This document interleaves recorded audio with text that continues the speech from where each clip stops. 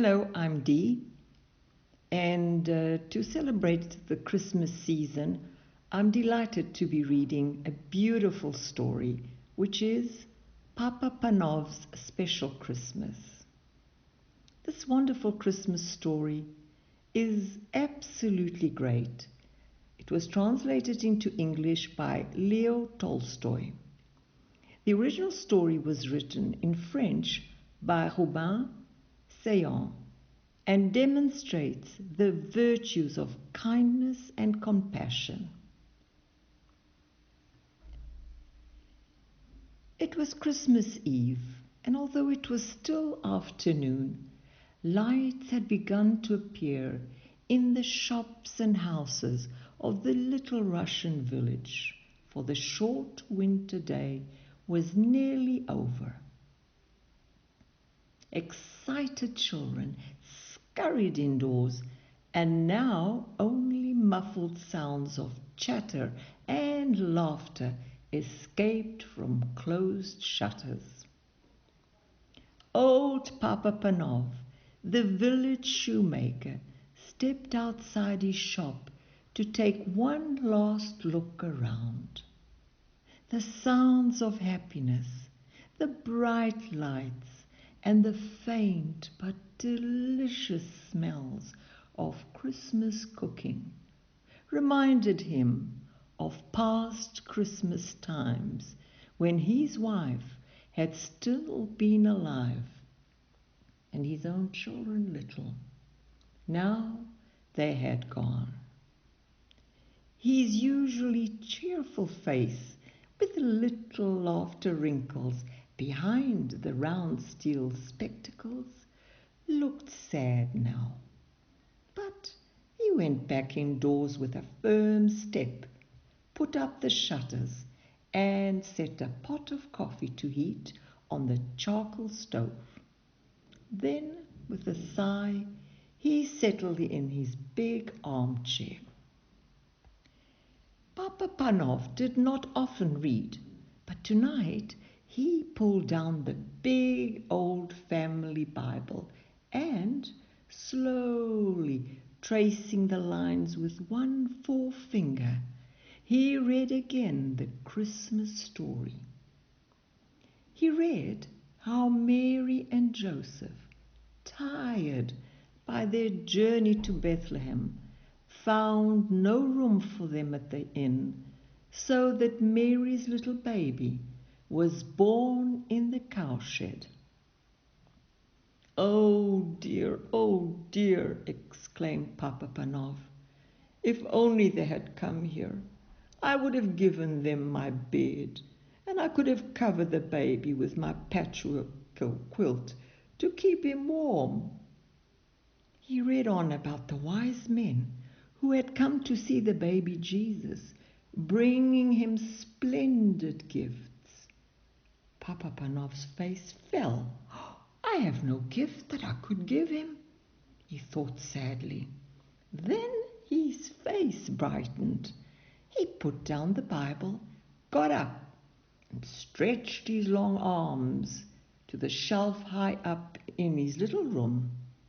He took down a small dusty box and opened it. Inside was a perfect pair of tiny leather shoes. Papa Panov smiled with satisfaction. Yes, they were as good as he had remembered. The best shoes he had ever made.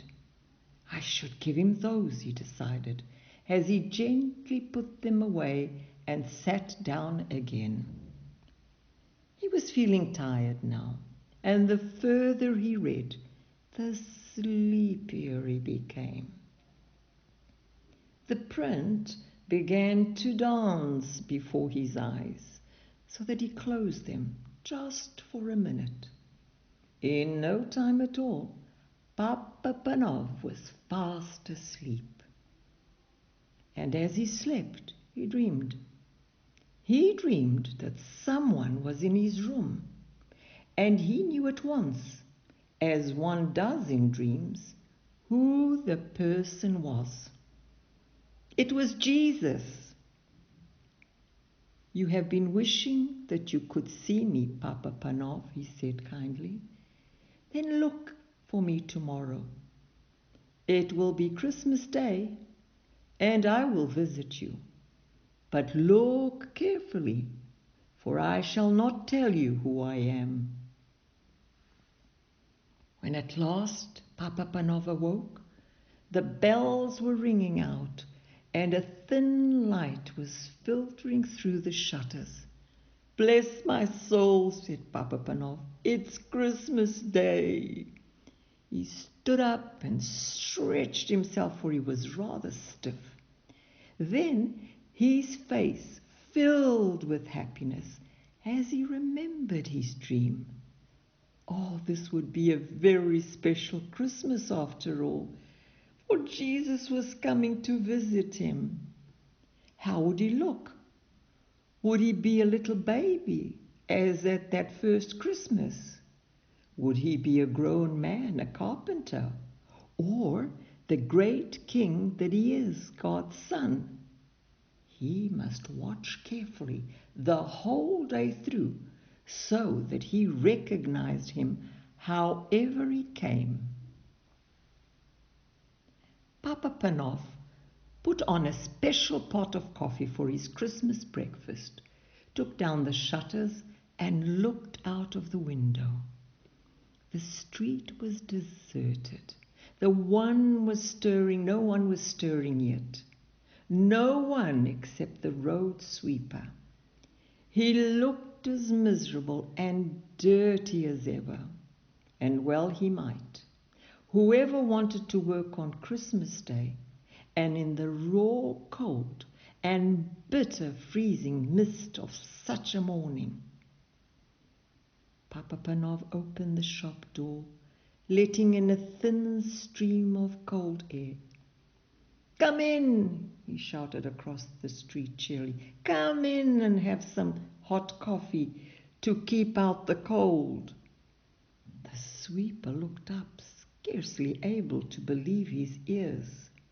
He was only too glad to put down his broom and come into the warm room.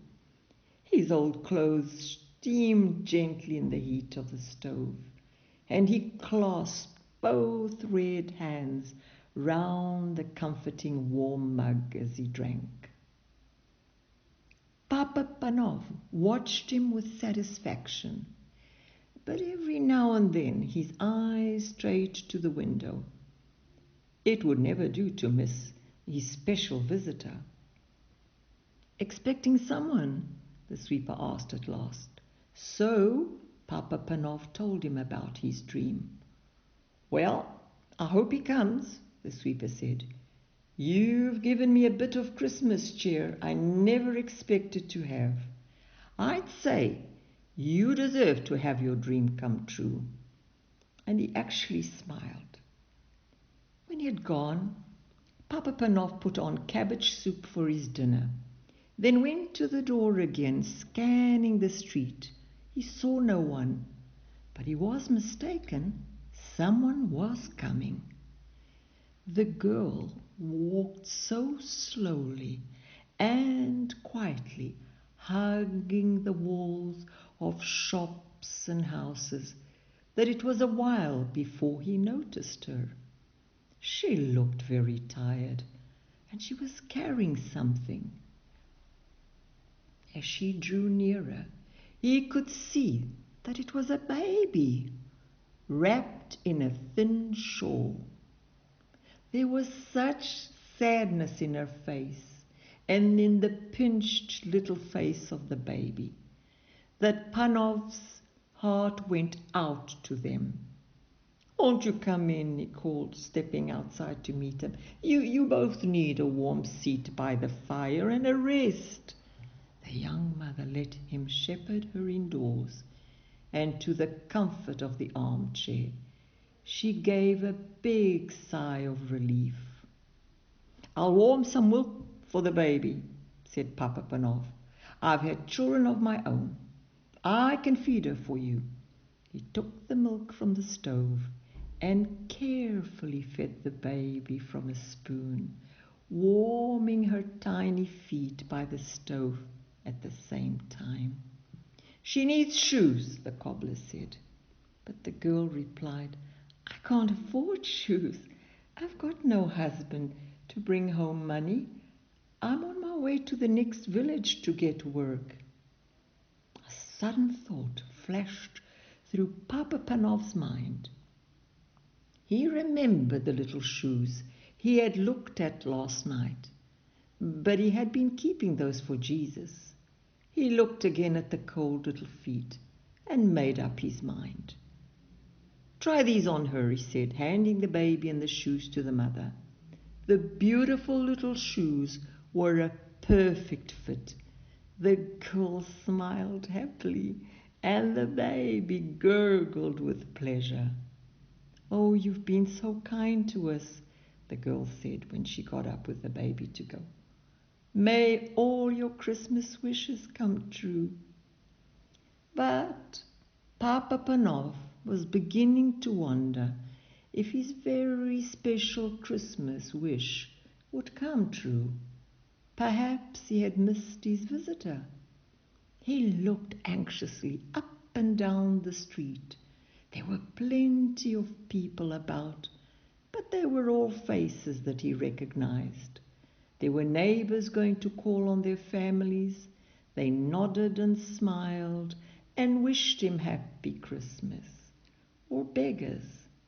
And Papa Panov hurried indoors to fetch them hot soup and a generous hunk of bread, hurrying out again in case he missed the important stranger. All too soon, the winter dusk fell. When Papa Panov next went to the door and strained his eyes, he could no longer make out the passers-by. Most were home and indoors by now anyway. He walked slowly back into his room at last, put up the shutters, and sat down wearily in his armchair. So it had been just a dream after all. Jesus had not come. Then, all at once, he knew that he was no longer alone in the room. This was no dream, for he was wide awake. At first, he seemed to see before his eyes the long stream of people who had come to him that day. He saw again the old road sweeper, the young mother and her baby, and the beggars he had fed. As they passed, each whispered, "Didn't you see me, Papa Panov?" "Who are you?" he called out, bewildered. Then another voice answered him. It was the voice from his dream, the voice of Jesus. "I was hungry and you fed me," he said. "I was naked and you clothed me. I was cold and you warmed me. I came to you today. In every one of those you helped me and welcomed." Then all was quiet and still. Only the sound of the big clock ticking. A great peace and happiness seemed to fill the room, overflowing Papa Panov's heart, until he wanted to burst out singing and laughing and dancing with joy. Oh, so he did come after all, was all that he said. The end.